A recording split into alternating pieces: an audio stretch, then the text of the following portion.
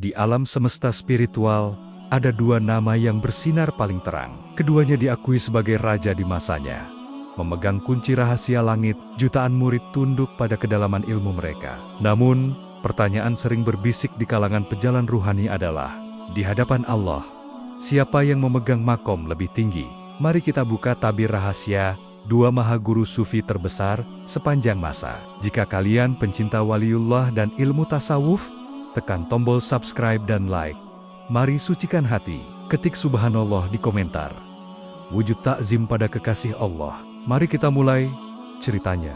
Dalam literatur klasik Islam, khususnya dalam dunia tasawuf yang penuh dengan kabut misteri, ada sebuah pertanyaan yang seringkali dibisikkan dengan nada penuh kehati-hatian di sudut-sudut zawiyah, tempat khalwat para sufi, di beranda masjid kuno, hingga di majelis-majelis tarekat dari Maroko hingga Nusantara. Pertanyaan itu berbunyi, di antara seluruh wali Allah yang pernah menginjakkan kakinya di bumi sejak wafatnya Rasulullah, siapakah yang memegang pangkat spiritual paling tinggi di mata langit? Jika kita melempar pertanyaan ini kepada ribuan ulama tasawuf dari berbagai zaman, maka jawaban yang mengemuka pada akhirnya akan mengerucut dengan sangat tajam pada dua nama besar, dua sosok raksasa yang bayang-bayangnya menutupi seluruh jagat spiritual Islam, dua maha guru yang ajarannya melahirkan ratusan cabang tarekat dan ribuan kitab rujukan yang tak lekang oleh waktu. Keduanya adalah puncak dari segala puncak, namun memiliki gaya kepemimpinan spiritual, klaim derajat, dan manifestasi keilmuan yang sangat bertolak belakang. Mereka bagaikan dua samudera raksasa yang bertemu, namun memiliki batas pemisah tak kasat mata yang mencegah keduanya untuk saling bercampur. Nama pertama adalah sosok yang sangat dihormati oleh masyarakat awam hingga ulama kelas wahid, Syekh Abdul Qadir Al-Jailani. Beliau yang wafat pada tahun 1166 Masehi ini menyandang gelar Sultanul Aulia atau Rajanya para Wali, serta Al-Ghots Al-Azam yang bermakna pusat pertolongan teragung. Beliau lahir di wilayah Jailan dan menghabiskan masa jayanya di Baghdad, kota yang saat itu menjadi jantung peradaban dunia. Syekh Abdul Qadir bukanlah seorang sufi yang kerjanya hanya berdiam diri di dalam gua gelap yang terisolasi dari peradaban.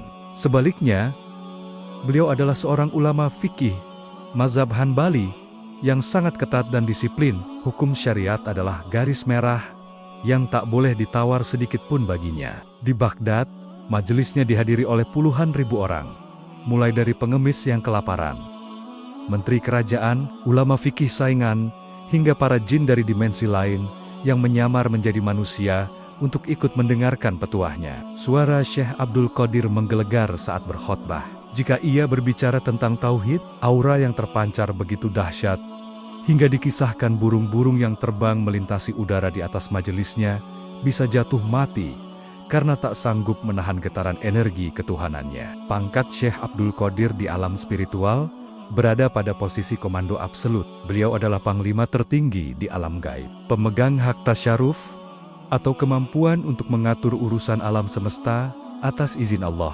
Dalam keyakinan para sufi, alam semesta ini dijaga oleh hierarki para wali, mulai dari wali abdol, wali nujaba, wali nukaba, hingga wali autad. Di atas mereka semua ada satu kat atau poros, dan Syekh Abdul Qadir Al-Jailani tidak hanya berada di posisi kat, tetapi beliau adalah kusbul aktab, kutub dari segala kutub. Syekh Abdul Qadir adalah representasi dari Asmaul Husna yang bersifat Jalal Maha Perkasa, Maha Kuat, Maha Mengalahkan.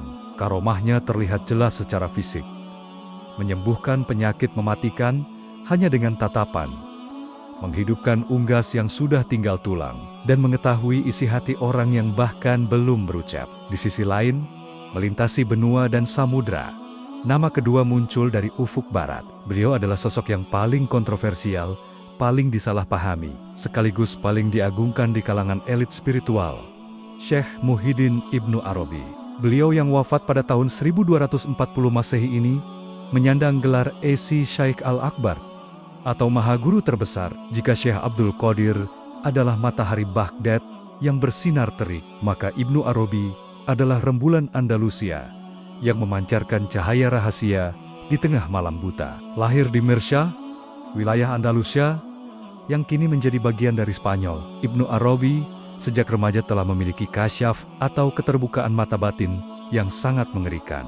Di usianya yang masih belasan tahun, tanpa harus melakukan riyadoh puasa ekstrem atau berguru bertahun-tahun seperti sufi lainnya, ia langsung didatangi oleh ruh para nabi. Pengetahuan spiritual langsung dituangkan dari langit ke dalam dadanya tanpa perantara lembaran buku. Bahkan Ibnu Rushd, filsuf paling jenius di zamannya, dibuat gemetar dan kebingungan saat pertama kali berdialog dengan Ibnu Arabi yang saat itu masih remaja. Namun pikirannya sudah melampaui alam semesta.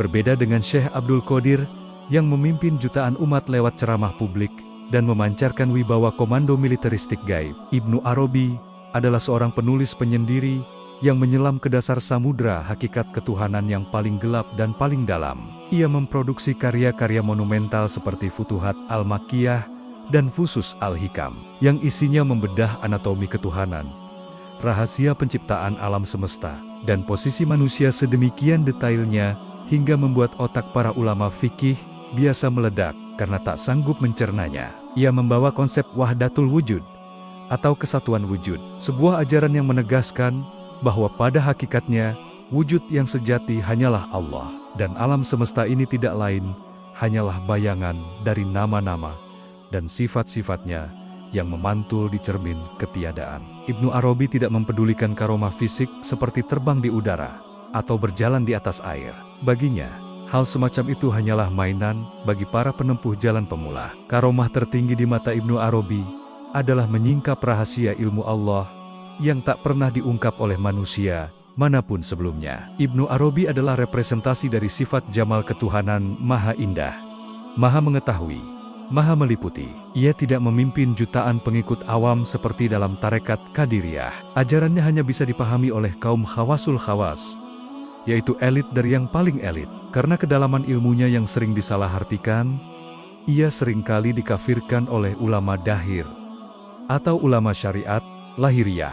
Namun secara diam-diam kitab-kitabnya dikaji di ruang tertutup oleh para wali besar berabad-abad setelah kematiannya. Ia menobatkan dirinya dengan sebuah gelar yang luar biasa menggetarkan, Khotmul Wilayah Al-Muhammadiyah, penutup kewalian Muhammadiyah. Artinya, ia meyakini bahwa dirinya adalah penyempurna dan pewaris penuh dari esensi spiritual Nabi Muhammad yang paling rahasia. Sama seperti Nabi Muhammad yang menjadi penutup para nabi. Disinilah letak konflik metafisik dan daya tarik utamanya. Di satu sisi, kita memiliki sang sultan yang memiliki kuasa absolut atas hierarki alam gaib. Di sisi lain, kita memiliki sang maha guru yang memegang kunci gudang rahasia ilmu ketuhanan yang menjadi penutup seluruh rahasia kewalian. Apakah kekuasaan hukum gaib atau wilayah al-haq lebih tinggi derajatnya daripada pengetahuan hakikat ketuhanan atau wilayah al-ilm? Apakah posisi rajanya para wali setara, lebih rendah, atau justru lebih tinggi dari posisi penutup para wali? Jika Syekh Abdul Qadir Al-Jailani memegang tongkat komando hierarki mutlak atas izin Allah, bagaimana bisa Ibnu Arabi yang datang puluhan tahun kemudian mengklaim bahwa dirinya adalah sang pembawa stempel terakhir? Pertanyaan kosmik ini tidak bisa dijawab dengan takaran logika manusia biasa. Untuk menemukan jawabannya, kita harus menelusuri jejak-jejak langit mereka berdua, membedah saat-saat paling krusial ketika mereka menerima penobatan gaib dari dimensi yang tak tersentuh oleh akal sehat, dan melihat bagaimana alam semesta merespons keberadaan dua raksasa spiritual ini. Matahari sore di Baghdad memancarkan cahaya keemasan yang memantul di permukaan sungai Tigris. Di kota yang saat itu menjadi pusat peradaban dunia, berdirilah sebuah ribat madrasah sekaligus pusat tarekat yang halamannya tak pernah sepi. Hari itu majelis Syekh Abdul Qadir Al-Jailani dipenuhi oleh lautan manusia. Namun, majelis ini bukanlah pengajian biasa. Jika Anda memiliki kasyaf mata batin yang terbuka pada sore itu, Anda tidak hanya akan melihat puluhan ribu manusia yang duduk berdesakan. Anda akan melihat ribuan malaikat yang mengepakkan sayap mereka, merendahkan diri menaungi majelis. Anda akan melihat barisan bangsa jin muslim yang duduk takzim di udara.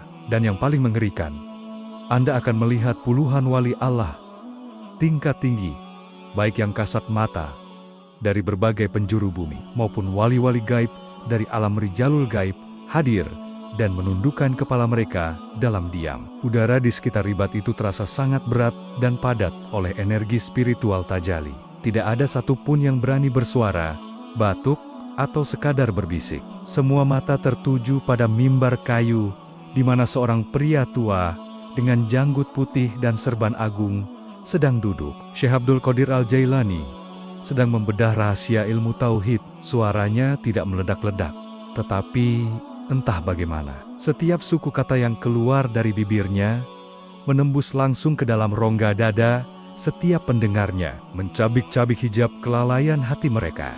Tiba-tiba, di tengah khotbahnya yang tenang, suasana berubah secara dramatis.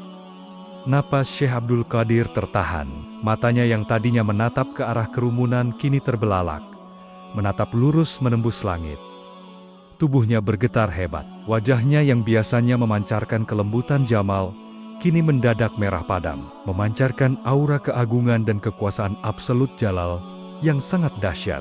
Udara di Baghdad seolah tersedot habis. Pada detik itulah, sebuah intervensi ilahiyah terjadi. Syekh Abdul Qadir memasuki makom fana, keadaan di mana egonya sebagai Abdul Qadir telah lebur dan hancur sepenuhnya. Yang tersisa di atas mimbar itu hanyalah wadah kosong yang sedang digerakkan dan dibicarakan oleh kehendak Sang Maha Kuasa. Sebuah jubah kebesaran gaib baru saja dipakaikan oleh Allah dari atas arsy ke pundaknya. Dengan suara yang menggema melintasi batas ruang, waktu, dan dimensi, Syekh Abdul Qadir mengangkat suaranya dan meneriakkan proklamasi yang akan mengguncang sejarah tasawuf hingga hari kiamat. Q adamihad z ihai ala ra kabati kuliwal ye yual eha, kakiku ini berada di atas tengkuk seluruh wali Allah. Begitu kalimat itu terucap, sebuah gelombang kejut metafisik meledak dari Baghdad dan menyapu seluruh permukaan bumi dalam sepersekian detik. Di dalam majelis tersebut, 50 ulama besar dan wali papan atas, termasuk Syekh Ali bin Al-Hiti dan Syekh Abu Said Al-Kilawi, secara refleks langsung menjatuhkan diri dari tempat duduk mereka. Sambil menangis dan bergetar, mereka secara fisik memanjangkan leher mereka dan menundukkan kepala hingga menyentuh debu tanah, membuktikan ketundukan mereka pada sang komandan baru. Namun, keajaiban sesungguhnya tidak hanya terjadi di Baghdad. Kalimat itu tidak hanya didengar oleh telinga fisik, melainkan disiarkan melalui frekuensi alam malakut ke dalam dada setiap wali Allah yang masih hidup di muka bumi saat itu. Di wilayah Khorasan, nun jauh di daratan Persia, Khwaja Muinuddin Sisti, yang kelak menjadi wali terbesar di anak benua India, sedang berzikir di dalam guanya. Tiba-tiba, ia mendengar suara Syekh Abdul Qadir bergema di kepalanya. Tanpa ragu sedetik pun, Muinuddin menundukkan kepalanya dalam-dalam dan berseru, "Bahkan kakimu berada di atas kepalaku dan mataku, wahai Sang Sultan." Berkat ketundukan totalnya ini, ia kelak dianugerahi pangkat spiritual tertinggi di tanah Hindia. Di wilayah Maghrib Maroko, Syekh Abu Madian Al-Ghods, salah satu pilar sufi terbesar di Afrika Utara, sedang memberikan pengajian kepada murid-muridnya. Tiba-tiba ia menghentikan bicaranya, memanjangkan lehernya ke arah timur arah Baghdad, dan menundukkan kepalanya. Murid-muridnya kebingungan dan bertanya, "Apa yang terjadi?" Abu Madian menjawab sambil berlinang air mata, "Barusan Syekh Abdul Qadir di Baghdad mengatakan kakinya berada di atas tengkuk para wali. Aku menundukkan kepalaku berserah diri pada ketetapan Allah yang meninggikannya." Bahkan, Syekh Ahmad Ar-Rifai, pendiri tarekat Rifaiyah yang juga merupakan wali raksasa di masa itu, sedang berada di Ummu Ubaidah bersama para pengikutnya. Tiba-tiba, beliau menjulurkan lehernya dan berkata, "Di atas tengkukku." Ketika ditanya oleh muridnya, beliau menjelaskan bahwa Kusbul Aktab, kutub dari segala kutub, baru saja dinobatkan di Baghdad. Lalu, apa makna dari proklamasi yang terdengar sangat ekstrem dan terkesan sombong ini? Dalam kacamata syariat dan logika manusia biasa, mengatakan kakiku di atas lehermu adalah puncak dari arogansi dan kesombongan. Namun, dalam kacamata hakikat tasawuf, ini adalah ujian tauhid yang paling brutal. Syekh Abdul Qadir tidak mengatakan kalimat itu atas dorongan hawa nafsunya. Seorang wali yang masih memiliki sifat sombong sebesar biji sawi di hatinya, pangkat kewaliannya akan dicabut seketika itu juga oleh Allah. Kalimat itu diucapkan dalam keadaan sukar mabuk spiritual, di mana Zat yang Maha Kuasa sedang menguji kesetiaan seluruh hierarki spiritual di bumi. Kaki yang dimaksud bukanlah kaki fisik dari daging dan tulang milik seorang manusia, bernama Abdul Qadir. Jika di Baghdad alam semesta tunduk pada ketegasan, sebuah komando militeristik gaib yang digemakan oleh Syekh Abdul Qadir Al-Jailani, maka puluhan tahun kemudian di kota suci Makkah, alam semesta justru membisu untuk menyaksikan sebuah penyingkapan rahasia yang tidak kalah menggetarkan. Angin gurun berhembus pelan, menyapu pelataran Masjidil Haram pada tahun 598 Hijriah. Sekitar 1202 Masehi, malam itu sangat larut, dan ribuan peziarah telah terlelap di pemondokan mereka masing-masing. Di dekat Ka'bah yang diselimuti kegelapan malam, hanya tersisa segelintir hamba yang sedang melaksanakan tawaf sunnah. Di antara mereka, berjalanlah seorang pria Andalusia yang wajahnya memancarkan kerinduan yang sangat dalam, Syekh Muhyiddin Ibnu Arabi. Beliau baru saja tiba dari belahan dunia barat, menempuh perjalanan darat yang sangat panjang melintasi Afrika Utara, hingga tiba di tanah kelahiran sang Nabi. Namun, kedatangannya ke Makkah bukanlah sekadar untuk menunaikan rukun haji lahiriah. Ada sebuah panggilan kosmik yang menarik ruhnya menuju pusaran gravitasi spiritual tersebut. Saat Ibnu Arabi sedang mengelilingi bangunan suci berbentuk kubus itu, tiba-tiba dimensi ruang dan waktu di sekitarnya meluruh. Penglihatan fisiknya meredup, digantikan oleh kasyaf atau keterbukaan mata batin tingkat tinggi yang menembus lapisan langit ketujuh. Di hadapan mata batinnya, wujud Ka'bah yang terbuat dari tumpukan batu hitam itu berubah bentuk. Ia melihat Ka'bah tersusun dari batu bata yang berselang-seling. Satu bata terbuat dari perak murni, dan satu bata terbuat dari emas murni yang sangat menyilaukan. Bangunan itu nyaris sempurna, menggapai langit tanpa batas. Namun, ketika pandangan Ibnu Arabi menyapu ke salah satu sudut dinding Ka'bah gaib tersebut, ia melihat ada sebuah kecacatan. Terdapat dua ruang kosong di dinding itu, tempat di mana seharusnya ada dua buah batu bata yang melengkapi kesempurnaan bangunan suci tersebut. Satu ruang kosong membutuhkan bata perak, dan satu ruang kosong lainnya membutuhkan bata emas. Dalam keadaan fana atau lebur dari kesadaran duniawi, Ibnu Arabi melihat dirinya sendiri perlahan-lahan mencair dan berubah wujud menjadi wujud cahaya. Cahaya itu kemudian memadat, membentuk dirinya menjadi dua buah batu bata yang hilang tersebut, satu perak dan satu emas. Ia melihat dirinya sendiri masuk dan mengisi ruang kosong di dinding Ka'bah itu, merekatkannya hingga bangunan tersebut menjadi sempurna, utuh, dan tidak ada lagi ruang yang tersisa untuk ditambahkan. Ketika ia terbangun dari visi spiritual yang sangat dahsyat itu, sebuah pemahaman mutlak langsung dituangkan ke dalam dadanya oleh Allah.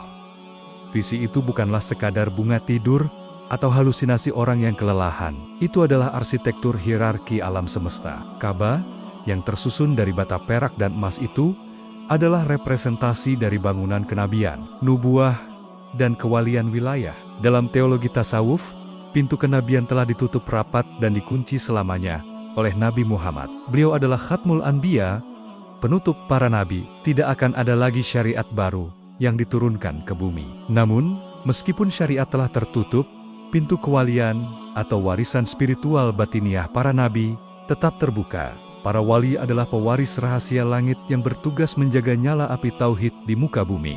Dan sebagaimana kenabian memiliki penutup, kewalian pun memiliki penutupnya. Ruang kosong untuk bata perak yang dilihat oleh Ibnu Arabi adalah posisi Khatmul Wilayah Al-Ammah, penutup kewalian umum, yang kelak akan diisi oleh Nabi Isa alaihissalam. Ketika beliau turun kembali ke bumi di akhir zaman, bukan sebagai nabi pembawa syariat baru, melainkan sebagai seorang wali dari umat Muhammad. Lalu, siapakah yang mengisi ruang kosong untuk bata emas tersebut? Dengan penuh keyakinan yang menggetarkan akal sehat, Ibnu Arabi menyadari bahwa bata emas yang melengkapi kesempurnaan kewalian khusus umat Islam itu adalah dirinya sendiri. Di pelataran Ka'bah itu, Ibnu Arabi mengklaim dirinya sebagai Khatmul Wilayah Al-Muhammadiyah, penutup kewalian Muhammadiyah. Ini adalah sebuah klaim yang efeknya tidak kalah dahsyat dari proklamasi Syekh Abdul Qadir di Baghdad. Jika Syekh Abdul Qadir mengatakan kakinya berada di atas tengkuk seluruh wali, yang bermakna beliau adalah pemimpin hukum dan birokrasi alam gaib yang berkuasa mengatur alam, maka Ibnu Arabi menyatakan bahwa dirinya adalah stempel terakhir dari rahasia ilmu ketuhanan. Apa makna dari stempel kewalian ini? Apakah Ibnu Arabi merasa dirinya lebih mulia dari sahabat Abu Bakar As-Siddiq atau Ali bin Abi Thalib? Sama sekali tidak. Ibnu Arabi sendiri dalam kitab-kitabnya menegaskan bahwa kedudukan para sahabat Nabi jauh lebih tinggi di sisi Allah daripada wali manapun. Makna dari Khatmul Wilayah Al-Muhammadiyah berkaitan dengan spesialisasi penyingkapan ilmu marifat, pengetahuan, hakikat. Ibnu Arabi adalah manusia terakhir yang diberikan mandat oleh Allah untuk membedah, memetakan, dan membukukan seluruh anatomi alam semesta gaib, sifat-sifat Tuhan, rahasia penciptaan, dan hakikat Muhammad. Hakikah Muhammadiyah. Setelah Ibnu Arabi, keran ilmu rahasia tingkat tertinggi ini ditutup. Tidak akan ada lagi wali betapapun tingginya pangkat wali tersebut di masa depan, yang akan membawa penjelasan ilmu hakikat yang lebih dalam, lebih luas, dan lebih paripurna daripada apa yang telah dituliskan oleh Ibnu Arabi. Semua wali setelah kematian Ibnu Arabi, sadar atau tidak sadar, jika mereka berbicara tentang hakikat wujud ketuhanan, mereka sesungguhnya hanya sedang meminum air dari telaga ilmu yang telah digali oleh Sang Syaikh Al-Akbar. Beliau memegang kunci gudang ilmu. Jika Syekh Abdul Qadir adalah sang raja yang menundukkan ego para wali dengan wibawanya, maka Ibnu Arabi adalah sang mahaguru yang menundukkan akal para wali dengan kedalaman ilmunya. Di dekat Hajar Aswad pada malam yang sama, visi itu berlanjut. Ibnu Arabi didatangi oleh sebuah entitas spiritual yang ia sebut sebagai Al-Fatah, Al-Mukhlis, pemuda yang suci. Pemuda gaib ini, yang diyakini oleh sebagian ulama sufi sebagai penjelmaan dari ruh suci, atau bahkan manifestasi dari dimensi tertinggi ruh Ibnu Arabi sendiri, mulai mendiktekan lautan ilmu kepadanya. Dari pertemuan di depan Ka'bah inilah, Ibnu Arabi mulai menulis karya super monumentalnya, Al-Futuhat, Al-Makkiyah, Penyingkapan-Penyingkapan Makkah, sebuah ensiklopedia tasawuf setebal ribuan halaman yang tidak ditulis menggunakan logika pikiran, melainkan didiktekan langsung dari lisan langit. Dalam kitab itulah, Ibnu Arabi memproklamirkan posisi stempelnya. Ia tidak membutuhkan jutaan pengikut, ia tidak membutuhkan pondok pesantren yang megah, ia tidak butuh karomah, menghidupkan orang mati. Baginya, penyingkapan tabir kebodohan manusia tentang zat Allah adalah karomah yang paling mutlak. Kini, kita dihadapkan pada dua raksasa dengan klaim absolut di wilayahnya masing-masing. Syekh Abdul Qadir memegang komando otoritas wilayah kekuasaan, hak, dan Ibnu Arabi memegang stempel pamungkas wilayah pengetahuan ilmu. Sebuah pertanyaan yang sangat mendebarkan mulai muncul di benak para ulama. Di alam spiritual yang tidak terikat oleh hukum fisika, jika sang penguasa mutlak berselisih jalan dengan sang pengetahu mutlak, manakah yang lebih diutamakan oleh Allah? Untuk menjawabnya, kita harus membedah terlebih dahulu fondasi yang menopang kebesaran Syekh Abdul Qadir. Sebelum ia menjadi seorang sultan gaib yang menundukkan para wali, ia adalah seorang pendekar syariat yang menyala di tengah kelamnya kota Baghdad.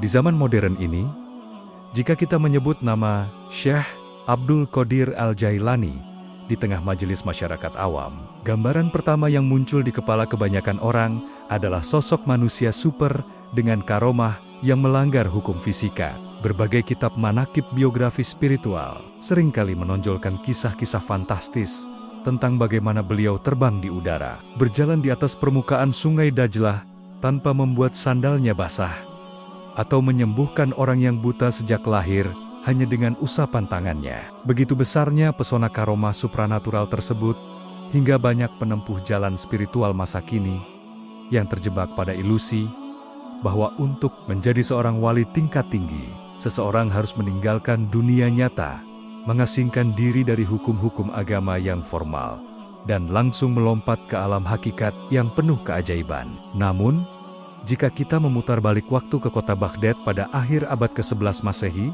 kita akan menemukan sebuah fakta sejarah yang sangat mengejutkan dan membongkar seluruh miskonsepsi tersebut. Fakta itu adalah bahwa fondasi utama yang membuat Syekh Abdul Qadir pantas menduduki singgasana Sultanul Aulia bukanlah kesaktiannya, melainkan ketundukan mutlaknya pada ilmu fikih dan hukum syariat yang sangat kaku dan disiplin. Sebelum alam semesta gaib tunduk pada komandonya, pemuda bernama Abdul Qadir ini harus menundukkan egonya terlebih dahulu di bawah tumpukan lembaran kitab hukum Islam. Ketika beliau tiba di kota metropolitan Baghdad pada usia 18 tahun, dengan berbekal 40 keping uang emas yang dijahit oleh ibunya di balik bajunya, beliau tidak mencari dukun sakti, penyihir, atau guru spiritual yang menjanjikan ilmu terbang. Kota Baghdad saat itu sedang mengalami pergolakan pemikiran yang luar biasa, penuh dengan sekte-sekte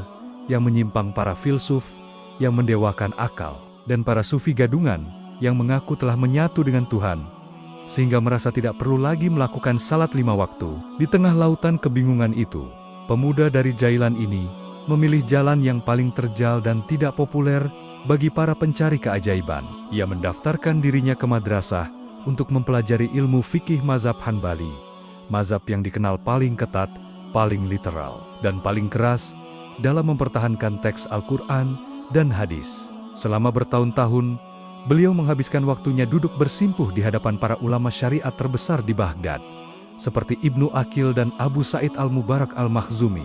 Beliau menghafal ribuan hadis lengkap dengan sanadnya, membedah usul fikih, dan mempelajari tafsir hingga mencapai derajat mufti pemberi fatwa yang diakui otoritasnya memfatwakan hukum dalam 2 mazhab sekaligus, yaitu Syafi'i dan Hambali. Beliau mengalami kelaparan yang sangat ekstrem selama masa belajarnya. Seringkali hanya memakan daun-daun selada yang dibuang orang di tepi sungai, atau memungut remah-remah roti yang berjatuhan di jalanan berlumpur. Namun, perut yang kosong itu tidak pernah sekalipun membuatnya berhalusinasi meninggalkan syariat. Baginya, tasawuf tanpa fikih adalah sebuah kesesatan yang nyata, dan hakikat tanpa syariat adalah sebuah kebatilan yang lahir dari bisikan iblis. Beliau dengan tegas menolak konsep apapun yang mengatasnamakan cinta kepada Tuhan, tetapi melanggar aturan halal dan haram yang telah digariskan oleh Nabi Muhammad. Ketegasan inilah yang kemudian menjadi pedang bermata dua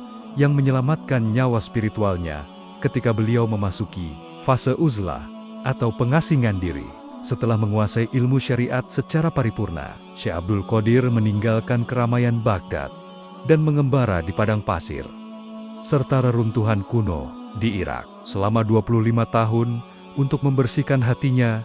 Tazkiyatun nafs, disinilah ujian tertinggi bagi seorang calon kusbul aktab kutub dari segala kutub tiba. Ujian itu bukan datang dari rasa lapar atau serangan binatang buas, melainkan datang langsung dari raja kegelapan itu sendiri. Pada suatu malam yang sangat pekat di tengah padang pasir yang sunyi, ketika tubuh beliau sudah sangat lemah akibat puasa dan riyadoh yang panjang, langit tiba-tiba benderang. Sebuah cahaya yang sangat menyilaukan dan megah muncul di ufuk, menutupi seluruh pandangan. Dari tengah cahaya raksasa itu, terdengar sebuah suara yang bergema dengan sangat agung dan penuh wibawa. Seolah-olah itu adalah suara dari Sang Pencipta alam semesta. Suara itu memanggilnya, "Wahai Abdul Qadir, akulah Tuhanmu. Engkau telah beribadah kepadaku dengan ibadah yang sangat luar biasa. Engkau telah mencapai derajat yang paling tinggi di sisiku. Maka mulai detik ini, telah kuhalalkan bagimu segala hal yang kuharamkan bagi manusia lain. Engkau tidak perlu lagi salat, dan segala larangan telah kuangkat darimu." Bayangkan, jika godaan kosmik ini menimpa seorang ahli ibadah biasa yang tidak memiliki fondasi ilmu syariat yang kuat, betapa banyak pertapa yang akan langsung bersujud di hadapan cahaya itu, menangis haru, dan merasa dirinya telah mencapai puncak penyatuan dengan Tuhan atau manunggaling kaula Gusti, lalu pulang ke masyarakat untuk mengajarkan aliran sesat. Namun, Syekh Abdul Qadir bukanlah ahli ibadah buta. Otaknya telah dipenuhi oleh lautan dalil fikih, dan hatinya telah diterangi oleh cahaya sunnah. Tanpa keraguan sedikitpun, tanpa terpesona oleh cahaya megah yang menyilaukan itu, Syekh Abdul Qadir menatap ke arah cahaya tersebut dan menghardiknya dengan suara yang menggetarkan bumi. Beliau meneriakkan, "A'udzu billahi minasy syaitanir rajim." Aku berlindung kepada Allah dari godaan setan yang terkutuk.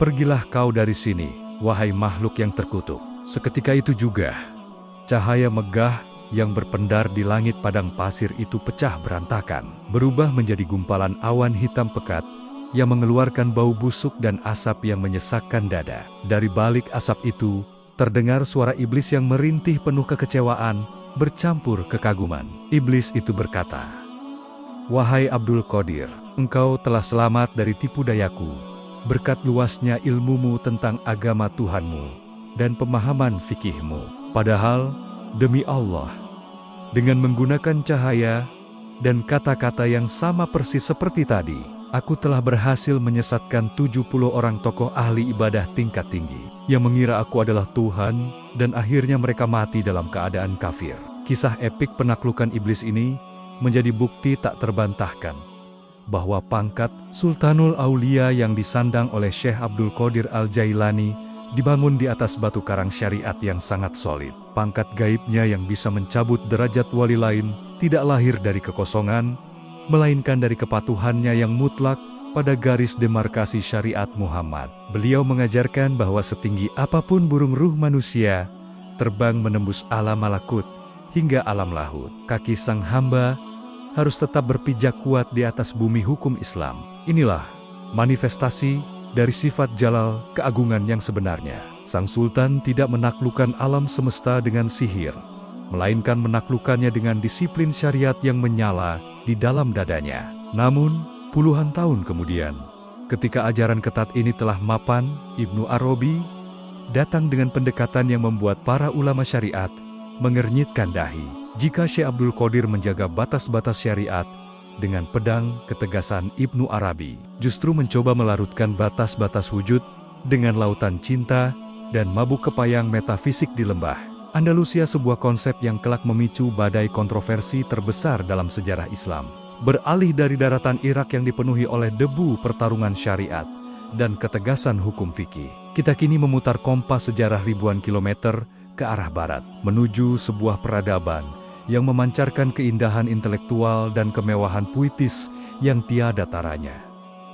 Andalusia, di wilayah yang kini dikenal sebagai semenanjung Iberia atau Spanyol inilah, udara tidak diisi oleh teriakan peperangan, melainkan oleh alunan syair cinta, denting kecapi, dan diskusi filsafat yang mengawang di atas awan. Di kota Mersha pada tahun 1165 Masehi, hanya selisih setahun sebelum wafatnya Syekh Abdul Qadir Al-Jailani, di Baghdad lahirlah seorang anak laki-laki yang kelak akan mengubah cara umat manusia memandang Tuhan untuk selamanya. Anak itu bernama Muhyiddin Ibnu Arabi. Jika Syekh Abdul Qadir harus melalui jalan yang sangat terjal, menahan lapar yang mengoyak lambung selama puluhan tahun, dan bertarung secara frontal melawan iblis demi mendapatkan stempel kewaliannya, maka takdir langit menetapkan skenario yang sama sekali berbeda, bahkan terkesan sangat dimanjakan. Untuk seorang Ibnu Arabi, beliau tidak menaiki tangga spiritual anak tangga demi anak tangga melalui usaha keras atau mujahadah. Beliau langsung ditarik oleh rahmat Tuhan dari atas langit dalam sebuah tarikan cinta yang begitu dahsyat, sebuah kondisi yang dalam ilmu tasawuf disebut sebagai majzub. Sejak usia remajanya, Ibnu Arabi telah tenggelam dalam lautan visi gaib. Ia tidak perlu membuka lembaran kitab teologi tebal untuk mengetahui sifat-sifat Tuhan, karena Tuhan sendiri yang menyingkapkan tabirnya secara langsung ke dalam dada pemuda ini melalui mabuk spiritual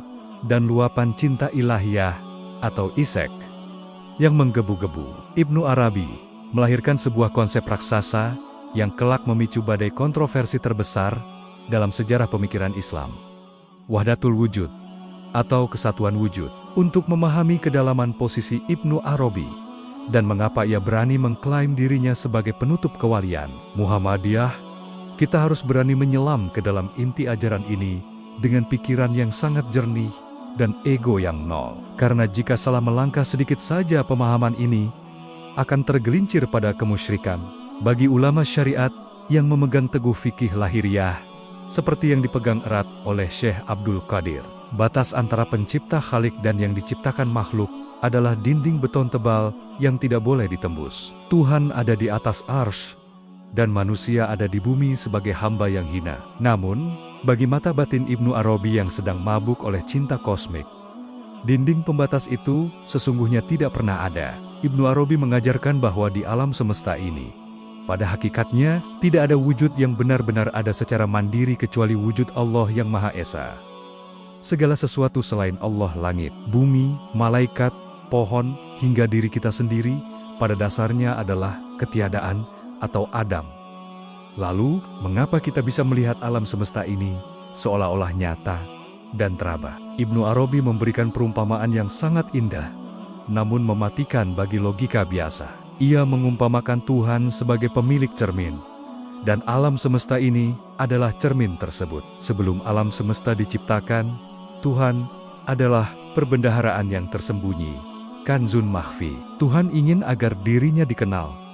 Dia ingin melihat manifestasi dari keindahan nama-nama dan sifat-sifatnya sendiri. Maka, diciptakanlah alam semesta sebagai hamparan cermin.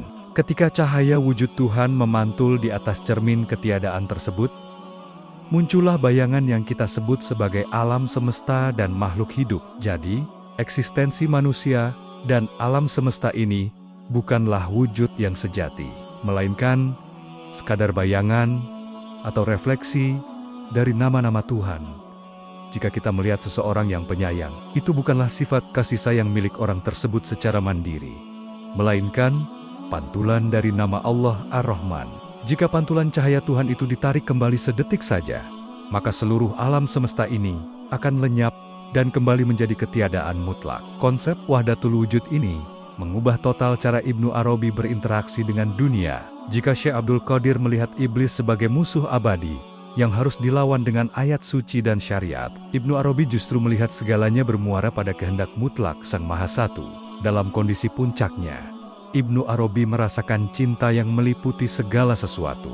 Karena kemanapun ia memalingkan wajahnya, ia hanya melihat wajah Allah yang sedang memantul di berbagai cermin yang berbeda. Mabuk cinta inilah yang membuat lisannya dan penanya melahirkan bait-bait syair yang sangat menggetarkan namun terdengar sangat berbahaya bagi telinga orang awam. Dalam salah satu magnum opusnya yang berjudul Tarjuman Al-Ashwaq, penerjemah kerinduan, Ibnu Arabi menuliskan bait legendaris yang membuat para ulama fikih pada zamannya nyaris menjatuhkan hukuman mati kepadanya. Ia menulis, "Hatiku telah mampu menerima aneka ragam bentuk. Ia adalah padang rumput bagi gazel, biara bagi para rahib Kristen, kuil bagi pemuja berhala, Ka'bah bagi peziarah yang tawaf, lembaran Taurat dan mushaf Al-Quran. Agamaku adalah agama cinta. Kemanapun karavan cinta mengarah, di sanalah agamaku dan imanku berada." Bagi para ulama dahir atau penjaga syariat lahiriah, bait puisi tersebut adalah proklamasi kekafiran yang nyata. Bagaimana mungkin seorang muslim menyamakan Ka'bah dengan kuil berhala atau biara rahib? Bagaimana mungkin syariat Islam disamakan dengan agama lain? Berbekal pemahaman tekstual, puluhan ulama menstempel Ibnu Arabi dengan tuduhan zindik, murtad, dan penganut panteisme ajaran yang menyamakan Tuhan dengan alam semesta. Namun, mereka yang mengafirkan Ibnu Arabi tidak menyadari kedalaman samudra yang sedang ia selami. Ibnu Arabi sama sekali tidak menyembah berhala atau mensejajarkan Islam dengan kekafiran. Maksud dari syair tersebut adalah sebuah pencapaian makrifat tingkat tinggi di mana hati seorang hamba telah menjadi begitu luas tak terbatas oleh bentuk-bentuk ritual fisik, sehingga ia menyadari bahwa seluruh makhluk di alam semesta ini dengan cara mereka yang terbatas dan bahkan kadang menyimpang pada hakikatnya, sedang mencari dan merindukan Tuhan yang Maha Satu. Sang Syekh Akbar sedang berbicara dari sudut pandang hakikat, bukan dari sudut pandang syariat. Ia sedang melihat lautan secara keseluruhan, bukan sekadar melihat buih-buih ombak di tepi pantai. Inilah jurang pemisah karakter yang paling mencolok antara kedua raksasa ini. Syekh Abdul Qadir Al-Jailani adalah manifestasi sau, kesadaran penuh, yang bertugas menjaga pagar pembatas antara benar dan salah, halal dan haram, pencipta dan ciptaan, agar umat manusia tidak tersesat dalam kebingungan. Beliau adalah panglima yang melindungi benteng keimanan orang awam. Sebaliknya, Ibnu Arabi adalah manifestasi sukar mabuk spiritual yang diberi tugas oleh langit untuk membongkar pagar-pagar wujud dan mengintip langsung ke ruang rahasia milik Tuhan. Mencatat blueprint arsitektur penciptaan untuk dikonsumsi oleh para wali tingkat atas yang akalnya sudah kebal terhadap guncangan filosofis. Keduanya beroperasi pada gelombang radio kosmik yang sama sekali berbeda. Yang satu bersuara bariton komando, yang satu lagi bernyanyi dengan nada tinggi kerinduan mistis. Ketika dua alam ini saling berhadapan, pertanyaannya kini bergulir ke ranah pembuktian di dunia nyata. Jika ajaran mereka begitu bertolak belakang secara pendekatan, bagaimana manifestasi kekuatan dan karomah mereka saat berbenturan dengan realitas dunia fisik dan hukum alam? Ketika dua samudera spiritual yang mewakili sifat keagungan dan keindahan ini berbenturan dengan realitas dunia fisik, percikan yang dihasilkannya memicu fenomena supranatural yang dalam terminologi tasawuf disebut sebagai karomah. Karomah bukanlah sihir hitam yang lahir dari persekutuan dengan jin, bukan pula trik ilusi yang dimainkan untuk menipu mata manusia. Karomah adalah harkul adat, sebuah robekan pada tirai hukum, sebab akibat atau hukum fisika alam semesta yang dianugerahkan oleh Allah secara eksklusif kepada hamba-hambanya yang telah mematikan hawa nafsu mereka. Namun, sebagaimana kepribadian dan mandat kosmik, Syekh Abdul Qadir Al-Jailani dan Syekh Muhyiddin Ibnu Arabi sangat bertolak belakang. Bentuk karomah yang memancar dari diri mereka pun berada pada spektrum yang sama sekali berbeda. Jika kita ingin menimbang siapa yang memiliki derajat lebih tinggi di antara keduanya, kita harus terlebih dahulu memahami anatomi keajaiban yang mereka bawa. Karena dari sanalah kita bisa melihat kepada siapa sebenarnya karomah tersebut ditujukan. Bagi Syekh Abdul Qadir Al-Jailani, sang pemegang tongkat komando absolut di alam gaib, karomah yang dimanifestasikannya adalah karomah penakluk alam material. Hal ini sangat selaras dengan kedudukannya sebagai Al-Quds, pusat pertolongan yang diberi mandat tasyaruf otoritas penuh untuk mengatur dan mengintervensi urusan makhluk di bumi atas izin Allah. Karomah Syekh Abdul Qadir bersifat demonstratif, meledak-ledak, dan secara instan meremukan keangkuhan logika manusia awam yang terlalu mendewakan akal. Salah satu demonstrasi karomah beliau yang paling legendaris dan tercatat dalam kitab-kitab manakib terjadi di majelisnya di Baghdad. Suatu hari, seorang ibu datang membawa putranya untuk dititipkan sebagai murid kepada Syekh Abdul Qadir. Sang ibu berharap putranya dididik menjadi ahli spiritual yang hebat. Sang Syekh menerima anak itu dan menyuruhnya melakukan riyadoh, latihan spiritual berat yang melibatkan puasa dan hanya memakan roti kering yang kasar. Beberapa waktu kemudian, sang ibu datang berkunjung dan hatinya hancur melihat putranya menjadi sangat kurus, pucat, dan hanya mengunyah kerak roti kering. Namun, betapa terkejutnya sang ibu ketika ia masuk ke ruangan Syekh Abdul Qadir dan melihat sang maha guru sedang makan daging ayam yang sangat lezat. Didorong oleh rasa kasih sayang keibuan yang buta dan emosi yang meledak, sang ibu memprotes keras. Ia menganggap Syekh Abdul Qadir bertindak tidak adil karena membiarkan muridnya kelaparan, sementara beliau sendiri menikmati hidangan mewah. Mendengar protes yang dilandasi oleh kepicikan pandangan duniawi tersebut, Syekh Abdul Qadir tidak menjawab dengan dalil teologi yang rumit. Beliau meletakkan tangan kanannya yang memancarkan aura jalal di atas tumpukan tulang belulang ayam yang baru saja dimakannya. Dengan tatapan mata yang sanggup menembus batas antara kehidupan dan kematian, beliau mengucapkan sebuah kalimat komando gaib. Bangkitlah dengan izin Allah yang menghidupkan tulang belulang yang telah hancur luluh. Seketika itu juga, di hadapan mata sang ibu yang terbelalak ngeri bercampur takjub, tulang-tulang itu menyatu kembali, dibalut oleh daging, ditutupi oleh bulu, dan ayam yang telah dimakan itu kembali hidup, berkokok dengan lantang, lalu berjalan di atas nampan. Syekh Abdul Qadir kemudian menatap wanita itu dan berkata dengan suara berwibawa, "Jika putramu sudah bisa melakukan hal seperti ini, maka silakan ia makan apa saja yang ia inginkan." Kisah kebangkitan ayam ini bukanlah sekadar pamer kesaktian. Ini adalah proklamasi mutlak bahwa Syekh Abdul Qadir telah menaklukkan elemen-elemen dasar penyusun alam semesta. Beliau ingin mengajarkan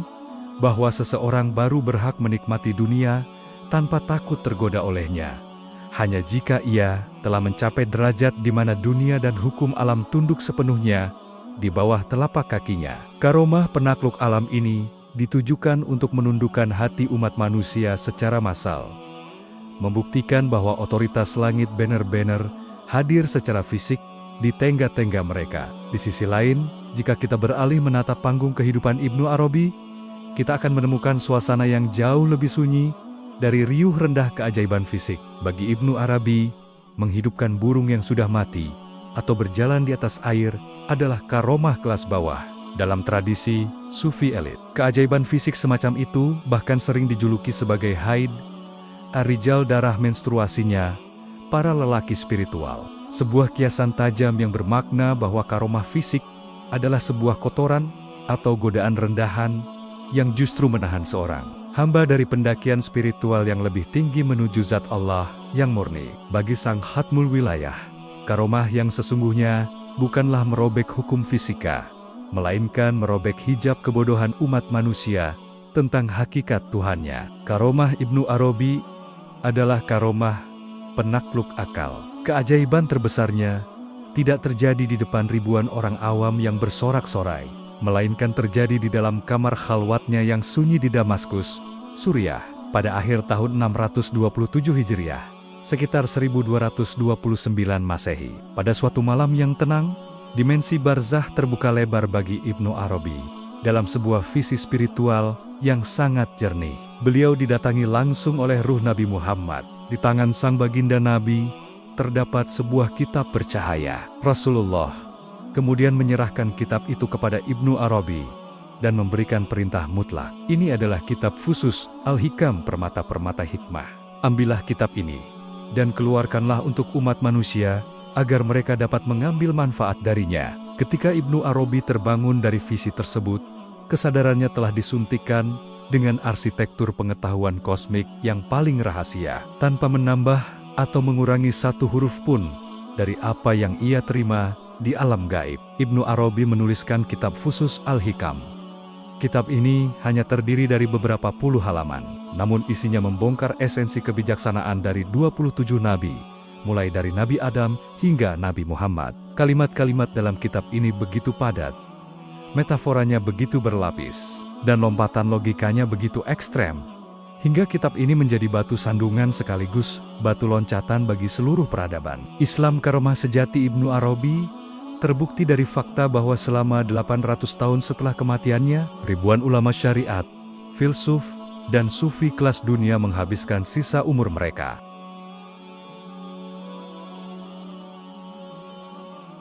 Ia tidak menghidupkan burung mati, ia menghidupkan miliaran sel saraf di otak para pencari kebenaran dan membuat mereka mabuk dalam kebingungan intelektual yang berujung pada pencerahan marifat. Inilah dua bentuk validasi langit yang sangat berbeda. Yang satu membelah lautan material untuk menyelamatkan umat yang tenggelam dalam kelalaian duniawi, sementara yang lain menyelam ke dasar samudera hakikat untuk mengambil mutiara rahasia Tuhan demi dipersembahkan kepada para elit spiritual. Jika Syekh Abdul Qadir menggunakan karomahnya untuk membangun struktur birokrasi langit yang mengikat seluruh wali dalam satu rantai komando ketat, maka Ibnu Arabi menggunakan karomahnya untuk membongkar seluruh struktur tersebut, menyisakan ruang hampa di mana hanya ada zat yang maha tunggal. Pertarungan antara penakluk alam dan penakluk akal ini tidak berhenti pada diri mereka berdua. Ketika kedua raksasa ini akhirnya berpulang ke rahmatullah, warisan karomah mereka diwariskan kepada murid-muridnya, menciptakan dua pasukan spiritual yang bergerak dengan metode yang sangat berlawanan di atas muka bumi. Kematian fisik bagi manusia biasa adalah titik akhir, di mana ambisi dan pengaruhnya terkubur oleh debu zaman. Namun, bagi para wali Allah tingkat tinggi, kematian fisik hanyalah proses pergantian pakaian. Pengaruh spiritual mereka justru meledak jutaan kali lipat lebih dahsyat, menyebar melintasi batas benua dan abad. Ujian sejati Maha Guru spiritual bukanlah mukjizat saat bernapas, melainkan warisan setelah raga mereka berkalang tanah. Menatap sejarah pasca wafatnya Syekh Abdul Qadir Al-Jailani di Baghdad dan Syekh Muhyiddin Ibnu Arabi di Damaskus, kita menyaksikan dua kekuatan kontras. Pasukan infanteri spiritual tak terhitung berhadapan dengan lingkaran elit rahasia. Mari kita layangkan pandangan kita terlebih dahulu pada warisan Syekh Abdul Qadir Al-Jailani. Sesuai pangkat gaibnya sebagai Sultanul Aulia, warisannya adalah organisasi spiritual raksasa, terstruktur, dan global. Warisan itu bernama Tarekat Qadiriyah, tarekat sufi tertua dan terbesar, menyebar bagaikan jaring laba-laba cahaya. Jutaan pengikutnya membentang dari pegunungan Kaukasus, melintasi gurun Afrika Utara, hingga Kepulauan Nusantara. Tarekat Qadiriyah mencerminkan pendirinya disiplin, merakyat, berpegang teguh pada syariat, dan daya dobrak luar biasa. Jika alam gaib memiliki birokrasi, maka Qadiriyah adalah terjemahan fisiknya di alam nyata. Terdapat hierarki jelas: mursyid, khalifah, mukaddam, hingga tingkat murid. Metode pendidikan Qadiriyah dapat diakses semua lapisan masyarakat, dari raja hingga petani. Mereka berkumpul di zawiyah dan masjid, melakukan zikir berjemaah dengan suara keras dan ritmis zikir jahar. Ribuan suara meneriakkan asma Allah menciptakan resonansi energi, menggetarkan dinding, dan merontokkan dosa. Di banyak belahan dunia, Tarekat Qadiriyah bermutasi menjadi benteng pertahanan umat Islam.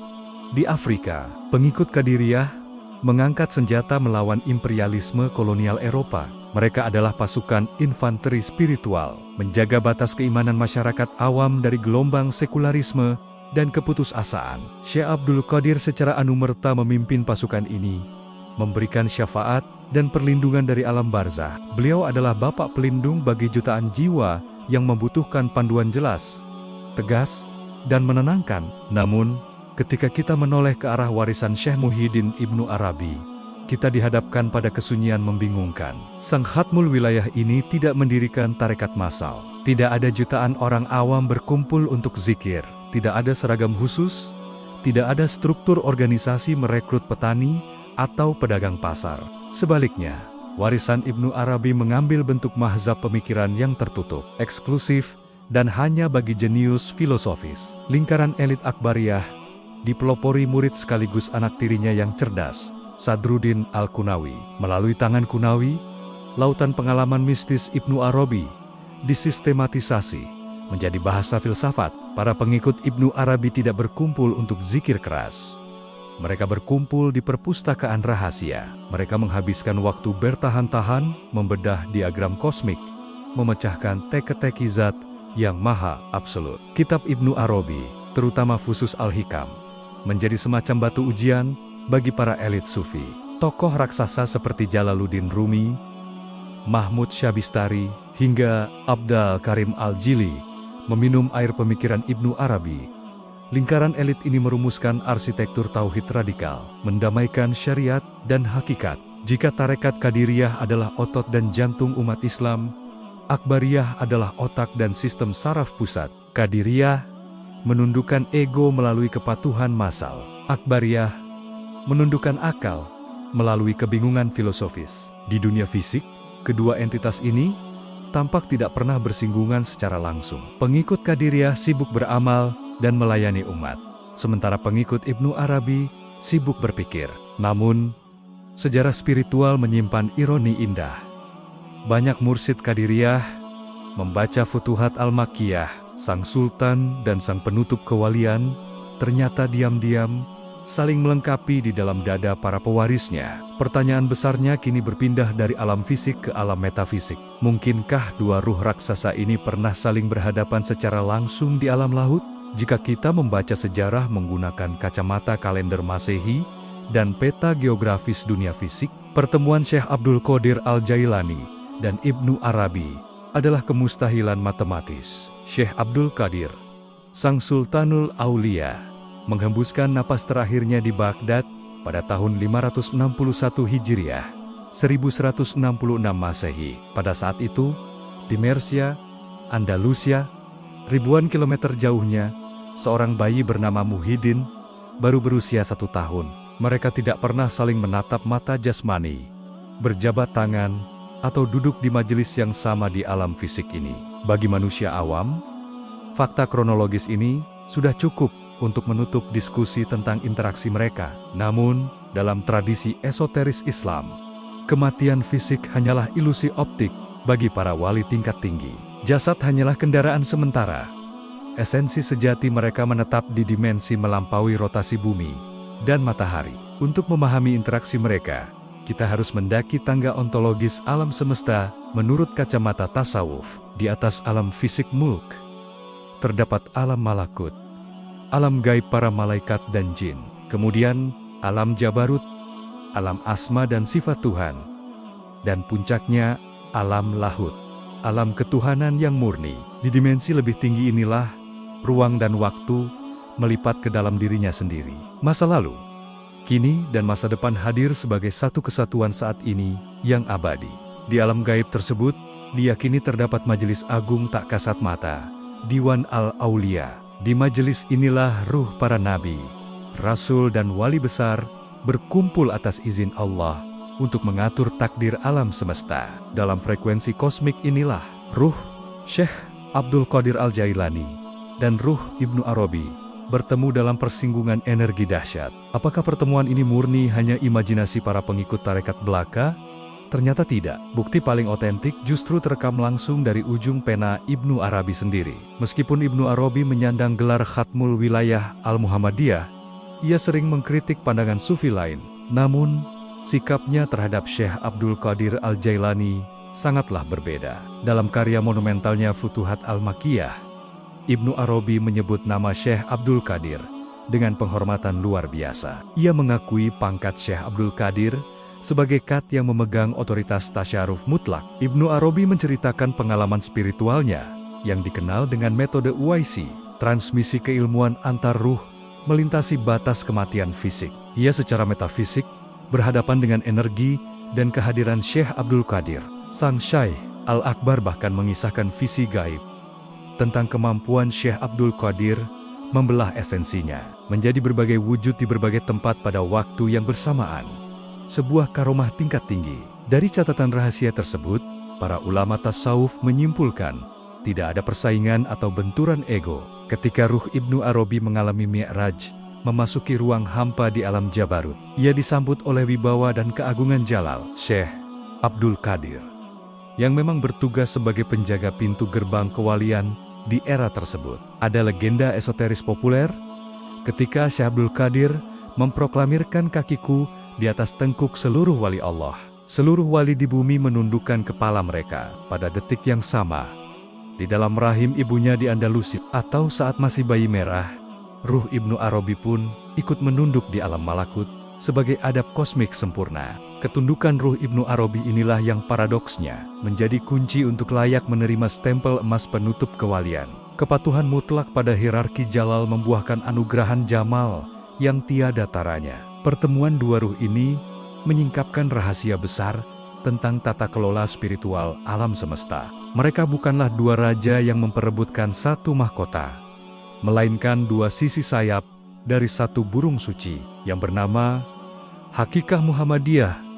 Hakikat Muhammad Syekh Abdul Qadir Al-Jailani adalah tangan kanan yang mewarisi sifat kekuasaan, ketegasan, dan syariat Nabi Muhammad. Beliau ditugaskan untuk menjaga tatanan, moralitas, dan melindungi umat Islam dari kehancuran akidah. Sementara itu Ibnu Arabi adalah tangan kiri yang mewarisi sifat kelembutan, rahasia penciptaan, dan hakikat batin Nabi Muhammad. Beliau ditugaskan untuk menyusun cetak biru peta alam semesta, agar warisan intelektual dan filosofis Islam mencapai puncak paripurnanya. Keduanya bekerja dalam sebuah orkestrasi langit yang sangat harmonis. Syekh Abdul Qadir menanamkan akar pohon ketauhidan yang kuat ke dalam tanah syariat, dan Ibnu Arabi memanjangkan dahan dan ranting pohon itu hingga menembus awan kemakrifatan. Kesadaran akan kesatuan tugas di alam lahut ini sangat memukau. Namun, sayangnya, kesadaran semacam ini hanya eksklusif milik para penghuni langit dan segelintir elit spiritual di bumi. Ketika lembaran kitab mereka dan ajaran mereka jatuh ke tangan umat manusia yang hidup dalam kungkungan realitas politik, sosial, dan keterbatasan akal budi, respons yang muncul tidaklah seindah orkestrasi di alam gaib. Di dunia nyata, sejarah tidak menghakimi mereka dengan timbangan yang sama. Ketika roda zaman terus berputar melewati abad ke-13 dan ke-14 Masehi, karya-karya Ibnu Arabi mulai menyebar luas. Dan seketika itu pula, badai penghakiman yang sangat mengerikan meledak di dunia Islam. Jika di alam lahut mereka saling merangkul, maka di alam duniawi, mahkamah para ulama syariat bersiap menjatuhkan vonis yang akan membelah sejarah tasawuf menjadi dua kubu yang saling berperang hingga detik ini. Ketika harmoni yang begitu indah terjalin di alam lahut, di mana ruh Syekh Abdul Qadir Al-Jailani dan ruh Syekh Muhyiddin Ibnu Arabi saling mengenali esensi kemuliaan masing-masing dalam cahaya hakikat Muhammad. Pemandangan yang terjadi di atas muka bumi justru sebaliknya. Begitu ajaran, kitab, dan jejak langkah kedua raksasa ini ditinggalkan di alam fisik, mereka harus berhadapan dengan pengadilan yang paling keras, paling kaku, dan paling tidak kenal ampun dalam sejarah peradaban Islam. Mahkamah para ulama syariat dan ahli fikih ortodoks. Disinilah letak ironi terbesar dalam panggung sejarah tasawuf. Dua tokoh yang di alam gaib diyakini menempati posisi puncak hierarki kewalian, ternyata menerima perlakuan dan vonis yang bagaikan langit dan bumi ketika karya-karya mereka ditimbang dengan neraca hukum formal. Timbangan sejarah ini tidak diukur berdasarkan seberapa hebat karomah mereka, melainkan seberapa aman lisan dan tulisan mereka bagi akidah umat Islam kebanyakan. Mari kita lihat bagaimana sejarah dan para hakim ortodoksi menyambut nama Syekh Abdul Qadir Al-Jailani. Secara aklamasi, nyaris tanpa ada suara sumbang yang berarti, Syekh Abdul Qadir diterima, dihormati, dan diagungkan oleh seluruh spektrum keilmuan Islam, dari ujung yang paling sofistik hingga ujung yang paling tekstualis. Bahkan tokoh raksasa seperti Ibnu Taimiyah, seorang ulama yang dikenal sangat garang, puritan, dan seringkali menghunus pedang penanya untuk menghabisi ajaran sufi yang dianggapnya menyimpang, secara mengejutkan menundukkan kepalanya saat menyebut nama Syekh Abdul Qadir. Dalam kitab-kitabnya, Ibnu Taimiyah sering menyematkan gelar kehormatan Syekhuna guru kami kepada Syekh Abdul Qadir dan memujinya sebagai imam yang sangat teguh berpegang pada Al-Quran dan Sunnah. Mengapa sang algojo para sufi ini bisa begitu lunak? Jawabannya jelas. Karena Syekh Abdul Qadir adalah seorang ahli fikih mazhab Hanbali yang manifestasi keagungannya jalal tidak pernah merobek batas-batas syariat lahiriah.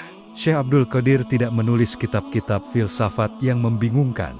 Ajaran tauhidnya gamblang, lurus, dan berfokus pada perbaikan akhlak, serta kepatuhan mutlak pada hukum halal haram. Bagi mahkamah ulama syariat, Syekh Abdul Qadir adalah wali yang aman sefsen. Beliau adalah pilar penyangga ortodoksi yang berhasil mengawinkan kedisiplinan fikih dengan kelembutan tasawuf tanpa menimbulkan riak fitnah sedikit pun di tengah masyarakat awam. Namun, ketika mahkamah ulama syariat yang sama memalingkan wajahnya untuk menatap karya-karya peninggalan Ibnu Arabi, seketika itu pula langit dunia intelektual Islam seolah runtuh oleh badai petir yang tak berkesudahan.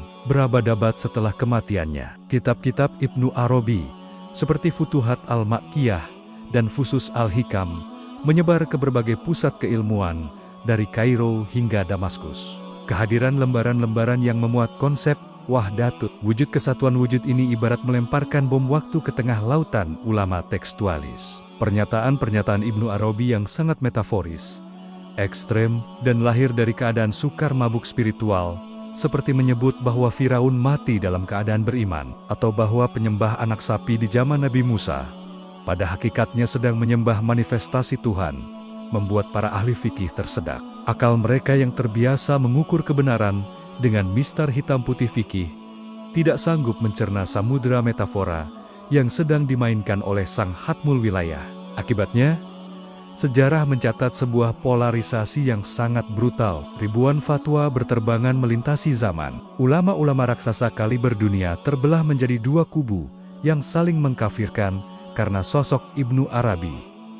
Di satu sisi, barisan penuntut umum yang dipimpin oleh tokoh-tokoh seperti Ibnu Taimiyah, Imam Az-Zahabi, Al-Bikai, hingga Ibrahim Al-Halabi menjatuhkan vonis yang sangat mengerikan. Mereka mencap Ibnu Arabi sebagai zindik murtad, kafir, dan sesat menyesatkan. Mereka berpendapat bahwa ajaran wahdatul wujud tidak ada bedanya dengan ajaran panteisme yang menyamakan Tuhan dengan alam semesta. Bahkan, beberapa ulama di Mesir sempat mengeluarkan fatwa yang memerintahkan agar kitab-kitab Ibnu Arabi dibakar, dan siapapun yang meyakini isinya dihalalkan darahnya. Bagi kubu ini, Ibnu Arabi adalah virus mematikan yang merusak pagar tauhid umat Islam dari dalam. Namun di sisi lain, barisan pembela Ibnu Arabi tidak kalah epik dan diisi oleh ulama 5 kelas berat yang otoritas. Keilmuannya tak terbantahkan.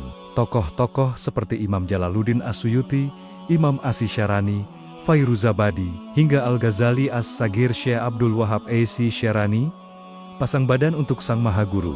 Mereka berargumen bahwa bahasa Ibnu Arabi adalah bahasa kaum khawasul khawas elitnya para elit. Mengkafirkan Ibnu Arabi, kata mereka, adalah kebodohan akibat ketidakmampuan akal orang awam menangkap frekuensi bahasa laut. Imam As-Suyuti bahkan secara tegas mengeluarkan fatwa haram hukumnya bagi orang awam untuk membaca kitab Ibnu Arabi, namun meyakini kewalian Ibnu Arabi adalah wajib. Mereka berpendapat bahwa Ibnu Arabi tidak pernah menyamakan ciptaan dengan pencipta, melainkan ia sedang memandang bahwa tidak ada wujud yang hakiki kecuali Tuhan, sementara makhluk hanyalah bayangan maya. Inilah nasib dua raksasa di panggung sejarah bumi. Syekh Abdul Qadir Al-Jailani dinobatkan secara damai menjadi mahkota di atas kepala seluruh ulama tanpa memandang latar belakang aliran mereka. Beliau menjadi simbol pemersatu yang merangkul umat dengan tangan kepastian. Sementara itu, Syekh Muhyiddin Ibnu Arabi ditakdirkan menjadi batu ujian raksasa yang membelah lautan umat Islam. Beliau menjadi paradoks berjalan, dihormati sebagai nabi oleh sebagian orang, dan dikutuk sebagai iblis oleh sebagian lainnya. Namun, justru dalam kontroversi abadi inilah letak keberhasilan misi Ibnu Arabi. Jika tugas Syekh Abdul Qadir adalah memberikan jawaban yang menenangkan jiwa umat, maka tugas Ibnu Arabi adalah memberikan pertanyaan yang menghancurkan arogansi akal umat. Setelah kita menyusuri seluruh lorong waktu, membedah karomah, warisan tarekat, perjumpaan gaib, hingga vonis sejarah di antara keduanya, kini saatnya kita tiba pada garis akhir dari epik panjang ini. Berbekal semua pembedahan yang telah kita lakukan, kita harus berani menjawab pertanyaan utama yang memicu perjalanan ini sejak awal. Di antara manifestasi Jalal dan Jamal ini, di antara sang komandan alam gaib dan sang pemegang stempel ilmu rahasia, siapakah yang secara hakikat berdiri lebih dekat di hadapan arsy Tuhan?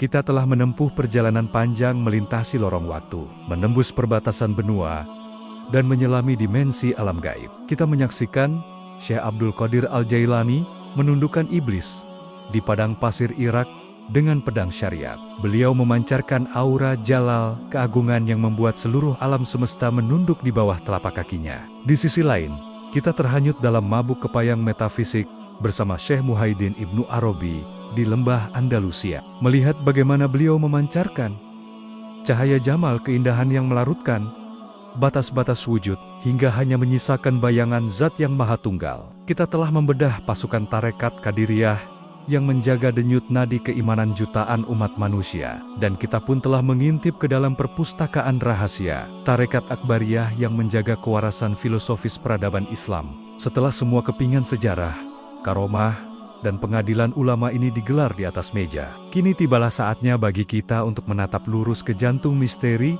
dan menjawab pertanyaan pamungkas. Di antara sang Sultanul Aulia dan sang Khatmul Wilayah, siapakah yang sesungguhnya duduk di kursi tertinggi di mata langit? Untuk menjawab pertanyaan kosmik ini, kita harus melepaskan kacamata keangkuhan manusia yang selalu terobsesi dengan kompetisi, peringkat, dan struktur piramida. Dalam tradisi tasawuf tingkat tinggi, membandingkan dua wali Allah yang telah mencapai derajat kamil mukamil adalah kekeliruan ontologis. Di alam ketuhanan yang murni, tidak ada persaingan kasta. Jawaban yang paling akurat dipegang oleh para ulama arif billah adalah bahwa derajat Syekh Abdul Qadir Al-Jailani dan Syekh Muhyiddin Ibnu Arabi adalah mutlak setara. Namun mereka menduduki tahta kekuasaan di dua kerajaan yang sama sekali berbeda. Keduanya adalah puncak tertinggi yang tidak bisa dilampaui lagi oleh manusia manapun setelahnya. Tetapi mereka berada di puncak dua gunung yang terpisah.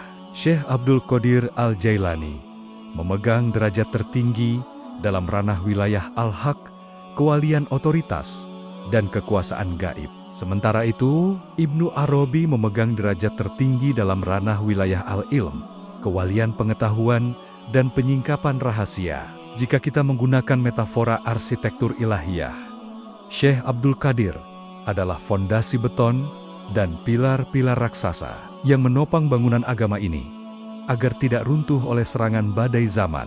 Beliau adalah komandan militer langit yang menjaga hukum kausalitas, menegakkan syariat, dan memastikan jutaan jiwa awam tidak tersesat dalam kebingungan. Gelar Sultanul Auliyanya tidak akan pernah bisa dicabut oleh siapapun. Karena di alam gaib, beliaulah yang memegang stempel persetujuan mutlak atas naik atau turunnya pangkat wali-wali lain. Namun, sebuah fondasi dan pilar yang kuat membutuhkan atap dan kubah yang indah agar bangunan itu sempurna. Disinilah letak peran Ibnu Arabi. Beliau adalah arsitek yang melukiskan mozaik cahaya di atas kubah tersebut. Gelar Khatmul Wilayah Al-Muhammadiyahnya adalah segel emas, bahwa penyingkapan rahasia ketuhanan telah mencapai batas maksimal yang bisa ditampung oleh akal manusia. Ibnu Arabi tidak berkuasa mengatur rotasi alam semesta seperti Syekh Abdul Qadir. Namun, Ibnu Arabi memegang kunci gudang rahasia tentang mengapa alam semesta ini diciptakan. Sang Sultan menguasai ciptaan, Sang Maha Guru memahami hakikat Sang Pencipta. Kesetaraan derajat mereka berdua berakar pada satu sumber mata air yang sama. Nabi Muhammad, Rasulullah adalah manusia paripurna yang menggabungkan seluruh sifat Allah secara sempurna. Di siang hari, Rasulullah adalah seorang panglima perang yang tegas, pemimpin negara yang adil, dan penegak hukum. Inilah manifestasi Jalal yang kelak diwarisi secara mutlak oleh Syekh Abdul Qadir Al-Jailani. Namun di sepertiga malam terakhir, ketika menangis sendirian di dalam gua Hira, atau saat menembus Sidratul Muntaha dalam peristiwa Mi'raj, Rasulullah adalah seorang hamba yang melebur dalam kerinduan dan cinta. Inilah manifestasi Jamal yang kelak diwarisi secara mutlak oleh Ibnu Arabi. Mempertanyakan siapa yang lebih tinggi di antara Syekh Abdul Qadir dan Ibnu Arabi sama konyolnya dengan mempertanyakan kepada seekor elang raksasa, manakah yang lebih hebat, sayap kananmu atau sayap kirimu? Tanpa sayap kanan Jalal syariat dan kekuasaan, umat Islam akan lumpuh dan kehilangan arah moral. Tanpa sayap kiri, Jamal hakikat dan cinta, agama ini akan menjadi penjara aturan yang kering, kaku, dan kehilangan jiwa spiritualnya. Burung hakikah Muhammadiyah membutuhkan kedua sayap ini mengepak dengan kekuatan penuh agar umat manusia bisa terbang kembali menuju pangkuan Sang Maha Pencipta. Pada akhirnya, sejarah telah membagi porsi mereka dengan keadilan yang sangat puitis. Syekh Abdul Qadir Al-Jailani berpulang sebagai raja yang dicintai oleh seluruh umat dari berbagai lapisan, memberikan kedamaian abadi bagi mereka yang mencari pelabuhan syariat yang aman. Namanya abadi dalam setiap helaan napas zikir umat di seluruh penjuru bumi. Sementara itu, Syekh Muhyiddin Ibnu Arabi berpulang sebagai sebuah teka-teki yang sengaja tidak pernah diselesaikan.